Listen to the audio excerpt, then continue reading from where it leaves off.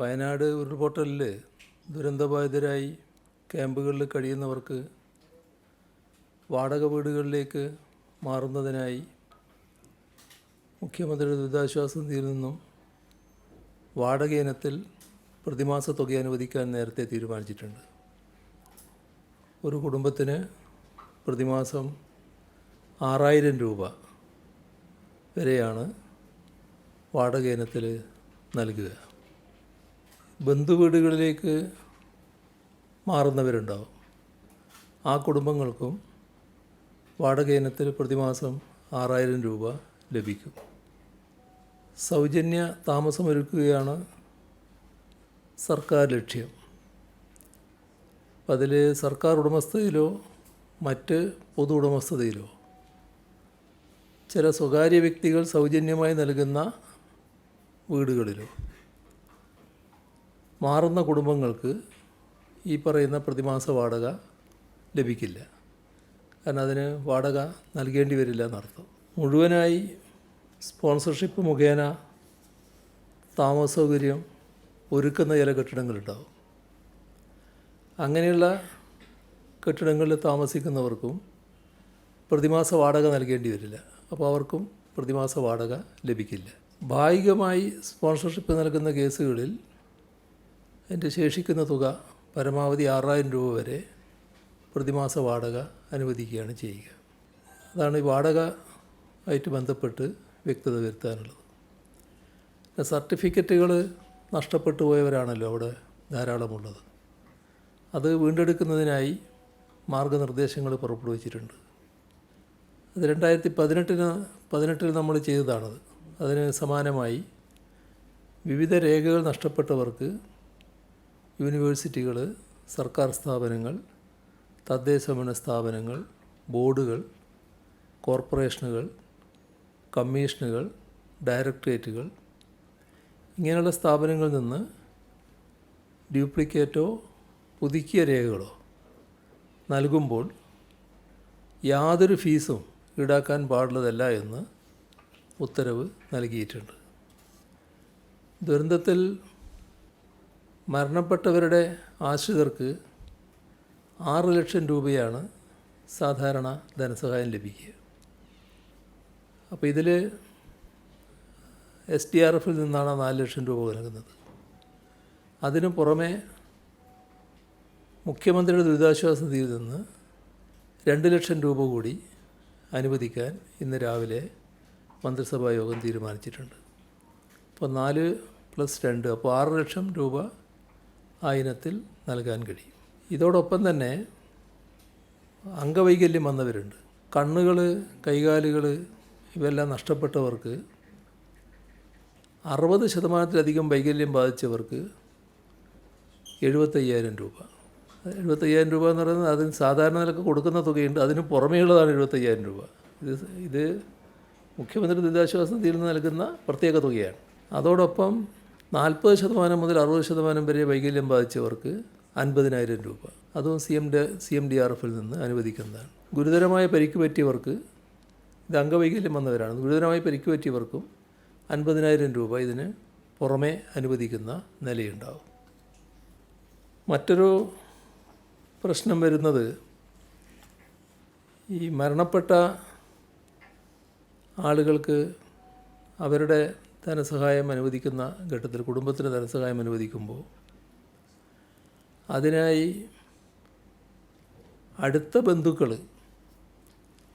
Next of കിൻ സാക്ഷ്യപത്രം അടിസ്ഥാനമാക്കി ഇവിടെ ഉരുൾപൊട്ടലിൽ മരണപ്പെട്ടവരുടെ അവകാശികൾക്ക് സംസ്ഥാന ദുരന്ത നിവാരണ അതോറിറ്റിയുടെ അധികാരത്തിന് വിധേയമായി നഷ്ടപരിഹാരം നൽകാനാണ് ഉദ്ദേശിക്കുന്നത്. ഇപ്പോൾ COVID-19 സമയത്ത് ഇതേ രീതി നമ്മൾ സ്വീകരിച്ചിട്ടുണ്ട്. അതേ രീതി ഇതിലും തുടരാനാണ് ഉദ്ദേശിക്കുന്നത്. അപ്പോൾ ഇങ്ങനെ വന്നാൽ പിന്തുടർച്ചാവകാശ സർട്ടിഫിക്കറ്റ് കൂടാതെ തന്നെ ഭാര്യ, ഭർത്താവ്, മക്കൾ, മാതാപിതാക്കൾ ഇവർക്കെല്ലാം നഷ്ടപരിഹാരം ലഭിക്കും. സഹോദരൻ, സഹോദരി എന്നിവർക്ക് അവരാശ്രിതരാണെങ്കിൽ ധനസഹായം ലഭിക്കും. പിന്തുടർച്ചാവകാശ സർട്ടിഫിക്കറ്റ് ലഭിക്കുന്നതിനുള്ള കാലതാമസം പൂർണ്ണമായും ഇതിൻ്റെ ഭാഗമായി ഒഴിവാക്കാനാകും. പിന്തുടർച്ചാവകാശ സർട്ടിഫിക്കറ്റ് അനുവദിക്കുന്നതിന് മുൻപ് ആക്ഷേപം ഉന്നയിക്കുന്നതിനുള്ള നോട്ടീസ് സമയപരിധിയായ 30 ദിവസം ഇത് പൂർണ്ണമായും ഒഴിവാക്കും. ദുരന്തത്തിൽപ്പെട്ട കാണാതായ വ്യക്തികളുണ്ട്. അവരുടെ ആശ്രിതർക്കും സഹായം നൽകേണ്ടതായിട്ട് വരും. ഇതിൽ നേരത്തെ പെട്ടിമുടി ദുരന്തത്തിൽ കാണാതായവരുടെ കാര്യത്തിൽ പുറപ്പെടുവിച്ചതുപോലെ പോലീസ് നടപടികൾ പൂർത്തിയാക്കി പട്ടിക തയ്യാറാക്കി പ്രസിദ്ധീകരിക്കും. അതടിസ്ഥാനപ്പെടുത്തി ആവശ്യമായ ഉത്തരവ് പുറപ്പെടുവിക്കുകയാണ് ചെയ്യുക. വയനാട് ഉരുൾപൊട്ടൽ ദുരന്തത്തിൽ ഇതുവരെ 231 മൃതദേഹങ്ങളും 206 ശരീരഭാഗങ്ങളുമാണ് കണ്ടെത്തിയത്. മേപ്പാടിയിൽ നിന്ന് 151 മൃതദേഹങ്ങൾ, നിലമ്പൂരിൽ നിന്ന് 80 മൃതദേഹങ്ങളാണ് കണ്ടെത്തിയത്. 39 ശരീരഭാഗങ്ങളാണ് മേപ്പാടിയിൽ നിന്ന്. നിലമ്പൂരിൽ നിന്ന് 172 ശരീരഭാഗങ്ങളാണ് കണ്ടെത്തിയത്. ഇതേവരെ ലഭിച്ച എല്ലാ ശരീരഭാഗങ്ങളുടെയും മൃതദേഹങ്ങളുടെയും പോസ്റ്റ്മോർട്ടം നടത്തിയിട്ടുണ്ട്. തിരിച്ചറിഞ്ഞ 178 മൃതദേഹങ്ങളും 2 ശരീരഭാഗങ്ങളും ബന്ധുക്കൾക്ക് കൈമാറിയിട്ടുമുണ്ട്. തിരിച്ചറിയാത്ത 52 മൃതദേഹങ്ങളും 194 ശരീരഭാഗങ്ങളും വയനാട് ദുരന്തത്തിൻ്റെ പശ്ചാത്തലത്തിൽ സർക്കാർ പുറത്തിറക്കിയ പ്രത്യേക മാർഗനിർദ്ദേശപ്രകാരം വിവിധ മതവിഭാഗങ്ങളുടെ പ്രാർത്ഥനയോടെ സംസ്കരിച്ചു. നിലമ്പൂർ കുമ്പളപ്പാറ ഭാഗത്തു നിന്നും ഇന്നലെ 5 ശരീരഭാഗങ്ങൾ കൂടി കണ്ടെത്താനായി. അത് പൂർണ്ണമായും മനുഷ്യരുടേതാണോ എന്ന് സ്ഥിരീകരിച്ചിട്ടില്ല. ആ തരത്തിലുള്ള ഭാഗങ്ങളാണ് കിട്ടിയിട്ടുള്ളത്. ഇത് ഫോറൻസിക് പരിശോധനയ്ക്ക് വിധേയമാക്കും. മൃതദേഹങ്ങളും ശരീരഭാഗങ്ങളും ഉൾപ്പെടെ 415 സാമ്പിളുകളാണ് ശേഖരിച്ചത്. അതിൽ 401ൻ്റെ DNA പരിശോധന പൂർത്തിയാക്കിയിട്ടുണ്ട്. ഇതിൽ 349 ശരീരഭാഗങ്ങൾ 248 ആളുകളുടേതാണ്. ശരീരഭാഗങ്ങൾ 349 ഉണ്ടെങ്കിലും അത് അവരുടെ പരിശോധനയിൽ അവസാനം കണ്ടെത്തിയിട്ടുള്ളത് 248 ആളുകളുടേതാണ് ആ ശരീരഭാഗങ്ങളെന്നാണ്. 121 പുരുഷന്മാരാണ്, 127 സ്ത്രീകളാണ്. ഇത്രയെല്ലാം തിരിച്ചറിഞ്ഞു കഴിഞ്ഞിട്ടുണ്ട്. 52 ശരീരഭാഗങ്ങൾ പൂർണ്ണമായും അഴുകിയ നിലയിലായിപ്പോയിട്ടുണ്ട്. DNA പരിശോധനയ്ക്ക് 115 പേരുടെ രക്തസാമ്പിളുകൾ ശേഖരിച്ചിട്ടുണ്ട്. ബീഹാർ സ്വദേശികളായ 3 പേരുടെ ബന്ധുക്കളുടെ രക്തസാമ്പിളുകൾ ഇനി ലഭിക്കാനുണ്ട്. DNA പരിശോധനയുടെ അടിസ്ഥാനത്തിൽ 118 പേരെയാണ് ഇനി കണ്ടെത്താനുള്ളവരുടെ അതിൽ 118 പേരായി മാറിയിട്ടുണ്ട്. ചൂരൽമല പാലത്തിന് താഴ്ഭാഗത്തായി വനത്തിലൂടെ ഒഴുകുന്ന പുഴയുടെ തീരങ്ങൾ കേന്ദ്രീകരിച്ചും നിലമ്പൂർ വയനാട് മേഖലകളിലും തെരച്ചിൽ ഊർജിതമാണ്. 7 മേഖലകളിലായി തിരിച്ച് NDRF, fire force, civil defence, police, വനം വകുപ്പ്, സേനാ വിഭാഗങ്ങൾ, സന്നദ്ധ പ്രവർത്തകർ എല്ലാം തെരച്ചിലിൽ പങ്കെടുക്കുന്നുണ്ട്. ജനകീയ തെരച്ചിലിൽ ഒറ്റ ദിവസം തന്നെ 2000-ഓളം പേർ പങ്കെടുത്തിരുന്നു. പരിശോധന ഇന്നും തുടരുന്നുണ്ട്. വെള്ളിയാഴ്ച വരെ ചാലിയാറിൽ തെരച്ചിൽ നടത്തും. ഉരുൾപൊട്ടൽ ദുരന്തബാധിതർക്ക് വീട്ടുപകരണങ്ങൾ ഉൾപ്പെടെ നൽകി താൽക്കാലിക പുനരധിവാസം ഉറപ്പാക്കുന്നതിന് സർക്കാർ തലത്തിൽ ഒരുക്കങ്ങൾ പുരോഗമിക്കുകയാണ്. പൊതുമരാമത്ത് വകുപ്പ്, തദ്ദേശഭരണ സ്ഥാപനങ്ങൾ, മറ്റ് സർക്കാർ വകുപ്പുകൾക്ക് കീഴിലുള്ള ക്വാർട്ടേഴ്സുകൾ, സ്വകാര്യ വ്യക്തികളുടെ ഉടമസ്ഥയിലുള്ള വാടക വീടുകൾ ഇവയെല്ലാം പുനരധിവാസത്തിനായി കണ്ടെത്തിയിട്ടുണ്ട്. സർക്കാർ ഉടമസ്ഥയിലുള്ള 100ഓളം കെട്ടിടങ്ങളാണ് ഇതുവരെ ലഭ്യമായത്. വിവിധ തദ്ദേശ സ്വയംഭരണ സ്ഥാപന പരിധികളിലെ സ്വകാര്യ വ്യക്തികളുടെ ഉടമസ്ഥയിലുള്ള 253 കെട്ടിടങ്ങൾ വാടക നൽകി ഉപയോഗിക്കാനായി കണ്ടെത്തിയിട്ടുണ്ട്.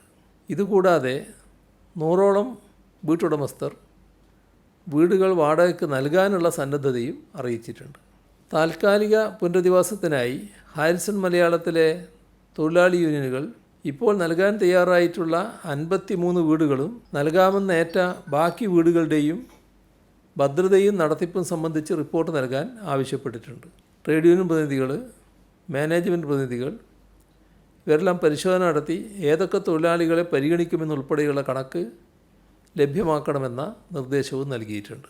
താൽക്കാലിക പുനരധിവാസം ഉറപ്പാക്കുമ്പോൾ മേപ്പാടി, മുപ്പൈനാട്, വൈത്തിരി, കൽപ്പറ്റ, മുട്ടിൽ, അമ്പലവയൽ ഇത്രയും തദ്ദേശ സ്വയംഭരണ പരിധിയിലുള്ള പൂർണ്ണസജ്ജമായ വാസസ്ഥലമാണ് ഉദ്ദേശിക്കുന്നത്. ചൂരൽമലയിലെ ദുരന്തബാധിതർക്ക് ഒരു വാടക വീട് എന്ന മുദ്രാവാക്യവുമായി സർവകക്ഷികളുടെയും നേതൃത്വത്തിൽ വാടക വീടുകൾക്ക് വേണ്ടി അന്വേഷണം നടത്തുന്നുണ്ട്. പഞ്ചായത്ത് അംഗങ്ങൾ, റവന്യൂ ഉദ്യോഗസ്ഥർ, സോഷ്യൽ വർക്കർ ഉൾപ്പെടുന്ന 5 സമിതി തദ്ദേശ സ്വയംഭരണ പരിധിയിൽ ലഭ്യമാക്കാവുന്ന വീടുകൾ കണ്ടെത്തി റിപ്പോർട്ട് ചെയ്യും.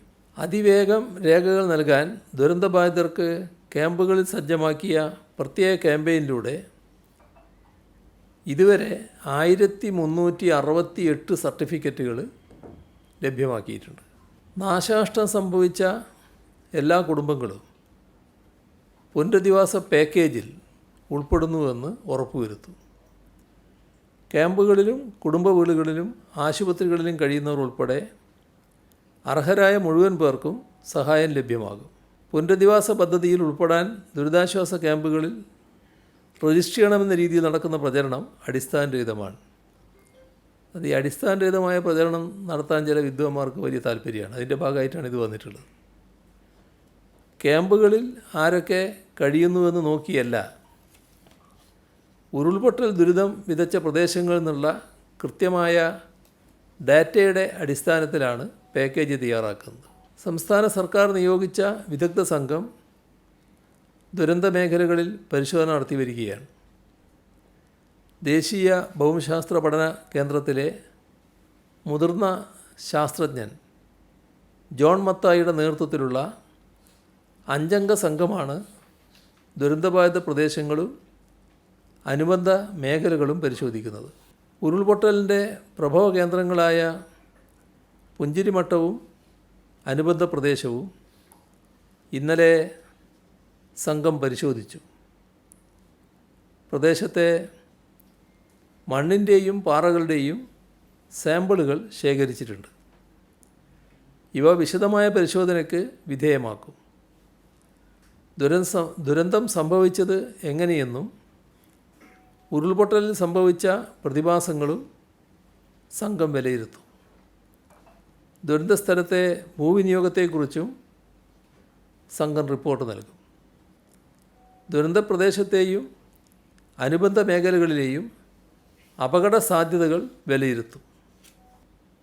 NIT സൂറത്തുമായി ചേർന്ന് ദുരന്തബാധിത മേഖലയുടെ അതിസൂക്ഷ്മമായ ലിഡാർ സർവേ നടത്താൻ ഉദ്ദേശിക്കുന്നുണ്ട്.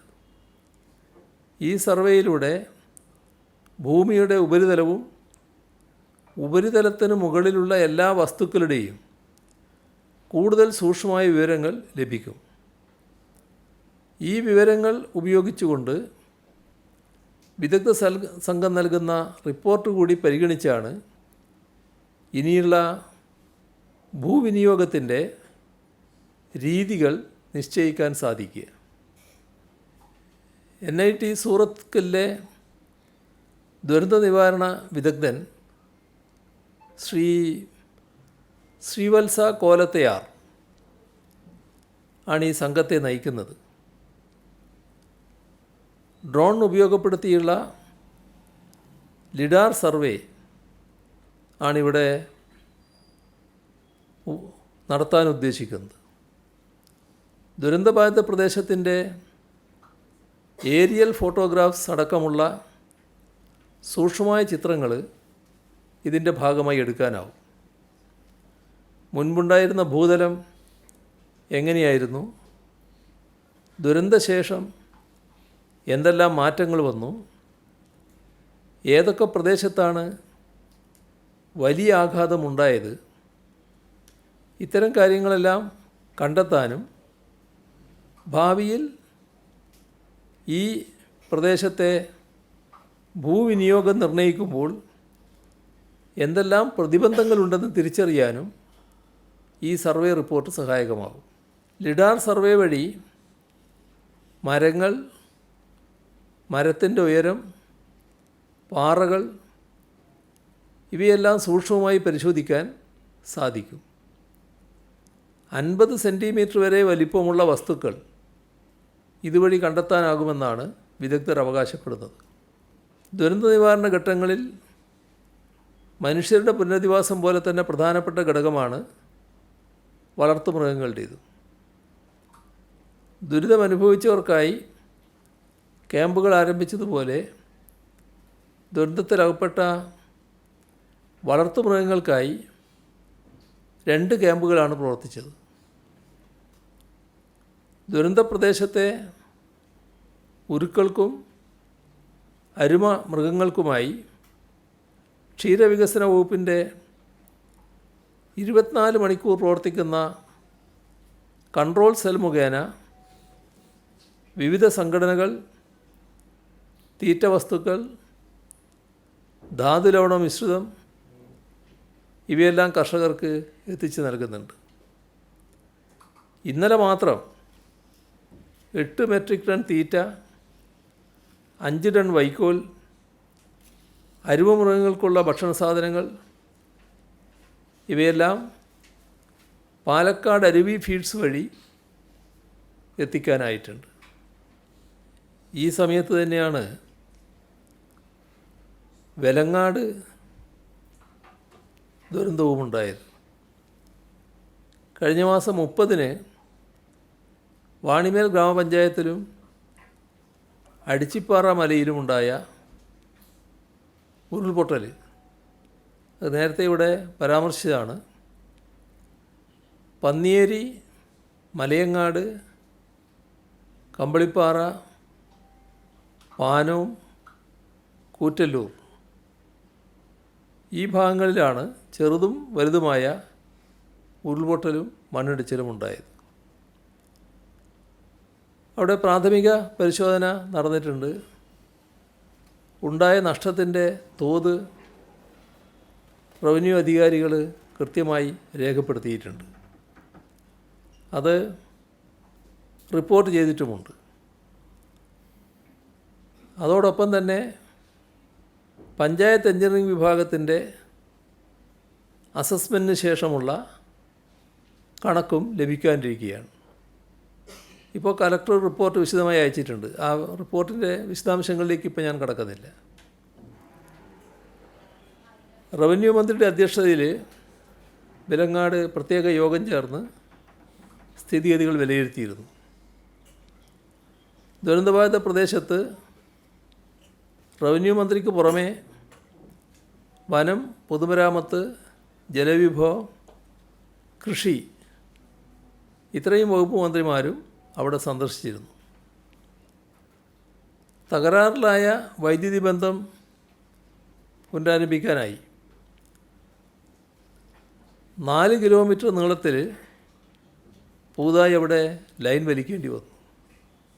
യഥാർത്ഥത്തിൽ 100ഓളം ജീവനക്കാർ രാപ്പകൽ അധ്വാനിച്ചാണത് പൂർത്തിയാക്കിയത്. അതോടൊപ്പം 4 കിലോമീറ്ററോളം പ്രദേശത്ത് നിലവിലെ ലൈനിൽ അറ്റകുറ്റപ്പണികൾ നടത്താനുണ്ടായിരുന്നു. അങ്ങനെയാണ് വൈദ്യുതി ബന്ധം പുനഃസ്ഥാപിക്കാനായത്. ഉരുൾപൊട്ടലിൽ രേഖകൾ നഷ്ടപ്പെട്ടവരുണ്ട്. അവർക്ക് പകരം രേഖകൾ ലഭ്യമാക്കും. അവിടെ ഓഗസ്റ്റ് 16-ന് പ്രത്യേക അദാലത്ത് സംഘടിപ്പിച്ചിട്ടുണ്ട്. വിവിധ വകുപ്പുകൾ സംയുക്തമായി നടത്തുന്നൊരു അദാലത്താണിത്. അപ്പോൾ എല്ലാവിധ രേഖകളും സർട്ടിഫിക്കറ്റുകളും നഷ്ടപ്പെട്ടു പോയത് ലഭ്യമാക്കാൻ തന്നെയാണ് ഉദ്ദേശിക്കുന്നത്. അതോടൊപ്പം ഉരുൾപൊട്ടലുണ്ടായ സ്ഥലങ്ങളുടെ നിലവിലെ സ്ഥിതിഗതികൾ പഠിക്കാനും ഇവിടെ തുടർവാസം ഇനി തുറന്നങ്ങോട്ട് അവിടെ താമസിക്കാൻ പറ്റുമെന്നുള്ളത് സാധ്യമാണോ എന്ന് പരിശോധിക്കുന്നതിനുമായി ജിയോളജി, ഹൈഡ്രോളജി, മണ്ണ് സംരക്ഷണം ഈ വകുപ്പുകളിലെ ഉദ്യോഗസ്ഥരും ഹസാർഡ് അനലിസ്റ്റും ഈ പ്രദേശങ്ങളിൽ സന്ദർശനം നടത്തി വരുന്നുണ്ട്. വിലങ്ങാട് മേഖലയിൽ ഉരുൾപൊട്ടൽ മൂലം പ്രയാസമനുഭവിക്കുന്നവർക്ക് അതിവേഗം ആശ്വാസവും പുനരധിവാസവും സാധ്യമാക്കാനുള്ള നടപടികൾ പുരോഗമിക്കുകയാണ്.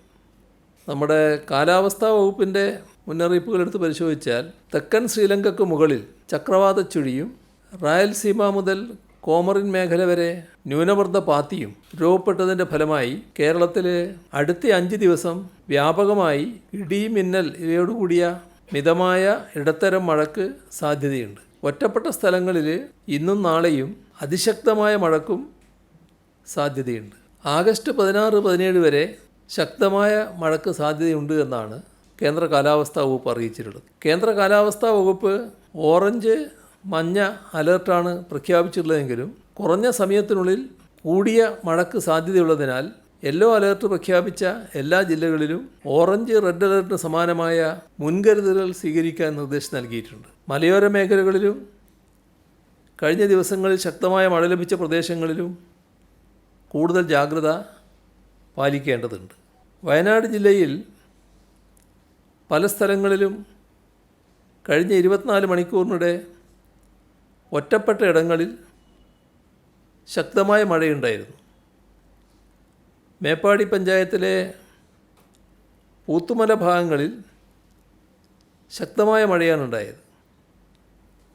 മണ്ണിടിച്ചിൽ സാധ്യത ഉള്ള പ്രദേശങ്ങളായതിനാൽ അവിടുത്തെ ജനങ്ങളെ തൃക്കൈപ്പറ്റ സ്കൂളിലേക്ക് മാറ്റിപ്പാർപ്പിച്ചു.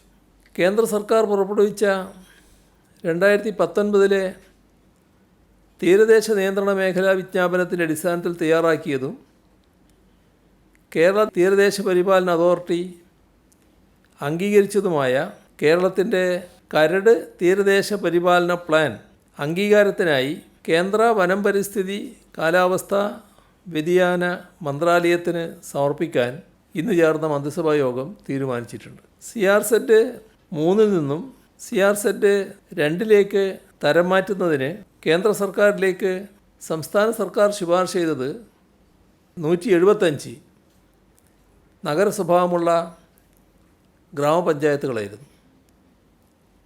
ഈ 175 ഗ്രാമപഞ്ചായത്തുകളിൽ 66 പഞ്ചായത്തുകൾക്ക് കേന്ദ്ര സർക്കാരിൻ്റെ അംഗീകാരം ലഭിച്ചു.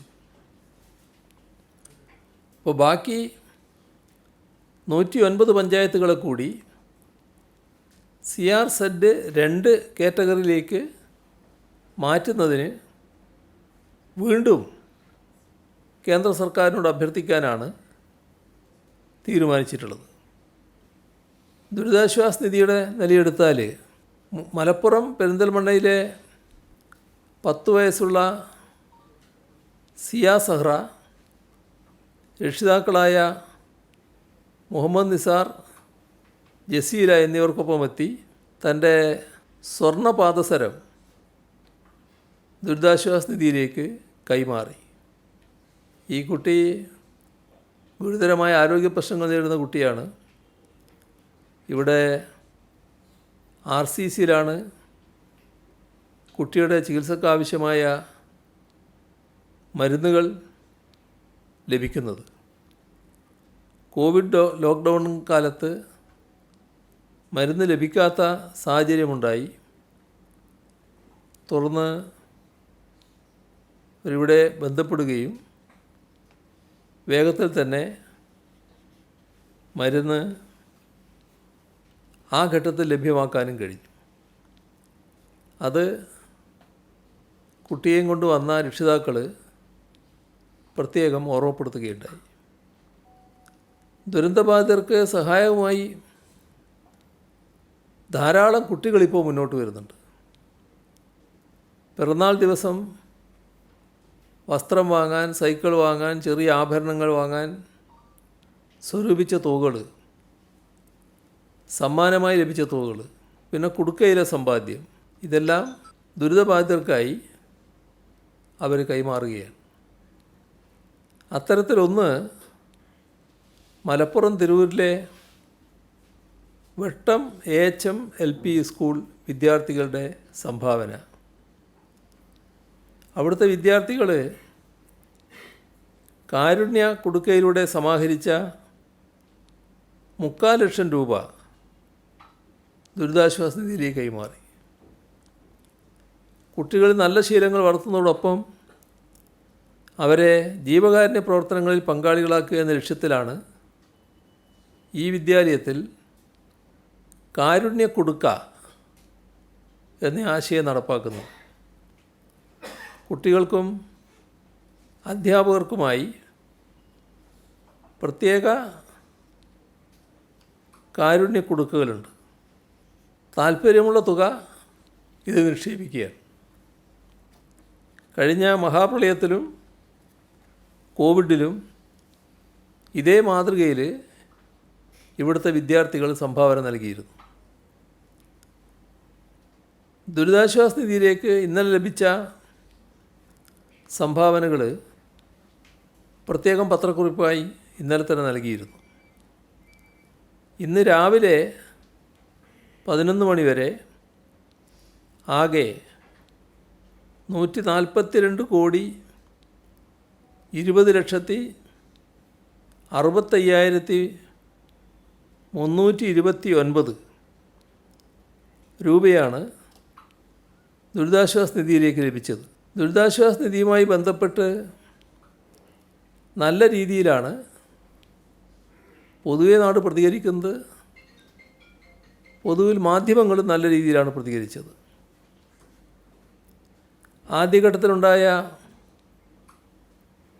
പ്രചരണങ്ങൾക്ക് യാഥാർത്ഥ്യം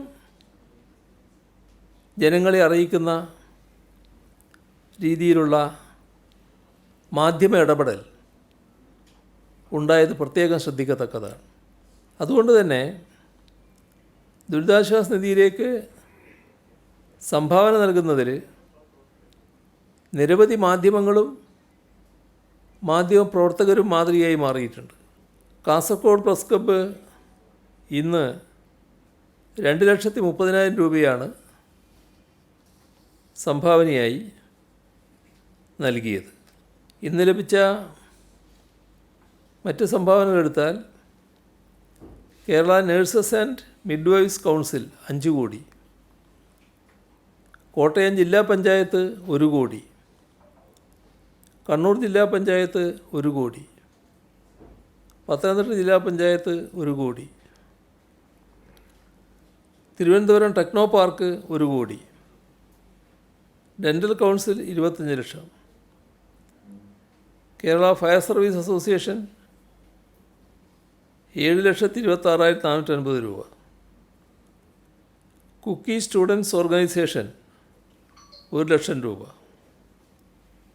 തിരുവല്ല കല്ലുങ്കൽ ജീവകാരുണ്യം വാട്സപ്പ് കൂട്ടായ്മ സമാഹരിച്ച 50,001 രൂപ, കിളിമാനൂർ പുളിമാത്ത് ടീം കഫ്റ്റീരിയ ജീവനക്കാരുടെ ഒരു ദിവസത്തെ വരുമാനം 25,000 രൂപ, ഇൻഫോ പാർക്ക് 1 കോടി രൂപ, centre for professional and advanced studies 50 lakh രൂപ, Kerala state excise staff association 12,80,000 രൂപ, Kerala pharmacy council 25 lakh, Coirfed 15 lakh, cyber park 10 lakh, Muslim education trust Erattupetta 5,11,600, Peroorkada service സഹകരണ bank 5 lakh, Karakulam grama panchayat 20 lakh, bonded engineering limited 25 lakh, government high school Kachani വിദ്യാർത്ഥികളും അധ്യാപകരും ചേർന്ന് 1,11,500 രൂപ, ഗവൺമെൻറ് UP സ്കൂൾ ആറ്റിങ്ങൽ 52,001 രൂപ, ഗവൺമെൻറ് VHSS മണക്കാട് 1,40,500 രൂപ. അവിടുത്തെ വിദ്യാർത്ഥികളും അധ്യാപകരും ചേർന്നുകൊണ്ടാണ്. ഇത്രയും വിവരങ്ങളാണ് ഇന്ന് പങ്കുവെക്കാനുള്ളത്.